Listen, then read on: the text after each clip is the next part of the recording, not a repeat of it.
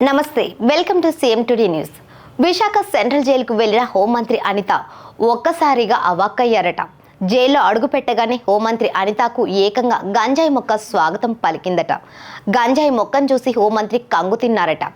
ఇక్కడికి గంజాయి మొక్క ఎలా వచ్చిందని జైలు అధికారులను గట్టిగా నిలదీశారట. విశాఖ సెంట్రల్ జైల్లో ఫోన్ కనిపించిందన్న ఆరోపణలు వస్తుండటంతో స్వయంగా హోంమంత్రి రంగంలోకి దిగారు. జైల్లో తనిఖీలు చేశారు. జైల్లో తిరుగుతున్న సమయంలో హోంమంత్రి అనితకు ఒక గంజాయి మొక్క కనిపించింది. విశాఖ జైల్లో గంజాయి సరఫరా జరుగుతోందనే ప్రచారానికి ఈ గంజాయి మొక్క ఇప్పుడు సజీవ సాక్ష్యంగా నిలుస్తోంది. జైల్లో గంజాయి సరఫరాపై విచారణ జరుగుతోందన్నారు హోంమంత్రి అనిత. గంజాయి సప్లై వెనుక జైలు సిబ్బంది ప్రమేయం ఉంటే కఠిన చర్యలు తప్పవని హెచ్చరించారు. జైల్లో జరుగుతున్న ఘటనలపై కమిటీ వేశామన్నారు.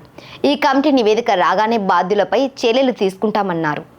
ఇదే జైల్లో ఏళ్లకు ఏళ్లుగా విధులు నిర్వహిస్తున్న ఉద్యోగులను కూడా బదిలీ చేస్తామన్నారు.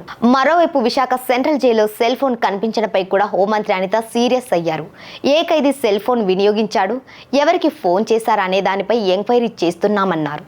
ఎవరికైతే ఫోన్ చేశారో అవతలి వ్యక్తి కూడా కోర్టుకు రాక తప్పదన్నారు హోంమంత్రి అనిత. చాలా షాకింగ్ న్యూస్ ఏంటంటే జైల్లో సెల్ ఫోన్లు బయటపడ్డాయి. సెల్ ఫోన్లు కూడా యూజ్ చేసే పరిస్థితి వచ్చినప్పుడు మేము ఖచ్చితంగా ఎంక్వైరీ చేసుకోవాలి.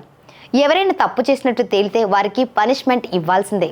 జైల్లో పనిచేసే ఉద్యోగులు తమ విధులను సక్రమంగా నిర్వహించాలి. ఇప్పుడు సెల్ ఫోన్లు దొరికాయి, వాటిని ఎవరు వాడారు, ఎవరితో మాట్లాడారు, ఇవన్నీ తెలుసుకుంటాం. జైల్లో ఉన్న వారితో మాట్లాడిన బయట వ్యక్తులు కూడా రేపు కోర్టుకు హాజరయ్యే పరిస్థితి వస్తుందన్నారు. వారు కూడా తప్పు చేసిన వారవుతారట. జైల్లో గంజాయి మొక్క కూడా కనిపించింది. తాము చాలా క్లియర్గా ఎంక్వైరీ చేస్తున్నట్లు, ఎక్కడ ఏ పొరపాటు జరిగినా ఎవరిని ఉపేక్షించే పరిస్థితి లేదని హోంమంత్రి తెలిపారు.